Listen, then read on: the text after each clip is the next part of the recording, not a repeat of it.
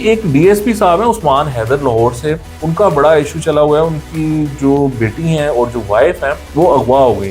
उस्मान हैदर साहब ने एक एफआईआर कराई, उसमें उन्होंने कहा कि मैं ड्यूटी से घर आया तो घर पे ताले लगे हुए थे, मेरी बेटी और बीवी गायब थे और वो उनके फोन भी बंद थे और वो उनको ढूंढा जाए। तो उन्होंने कहा जी मतलब वो अगवा हो गई। अच्छा, इसमें बड़ी कहानियां बनाई गई हैं कि जी ये साहब तीखी बट को लेकर आए थे बैरून मुल्क से और उनकी बेटी और उसको उठा दिया गया। पता नहीं कैसे लोग कहानियां बना लेते हैं और वो चला देते हैं उसको। बिल्कुल फजूल बात है। Usman Haider was not the DSP जो तीफी बट को लेकर आया, वो साहब ही नहीं है। और वो जो साहब लेकर आए हैं वो भी तीफी बट को लाने नहीं वहां गए हुए थे, वो तो किसी और को लेने गए हुए थे। और वो जिसको लेने गए थे उन्होंने उसके लिए छापा मारा तो आगे तीफी बट साहब बैठे हुए थे। और फिर वो तीफी बट का मामला उन्होंने शुरू किया इंटरपोल से कि भाई इनको भी हमने लेके जाना है।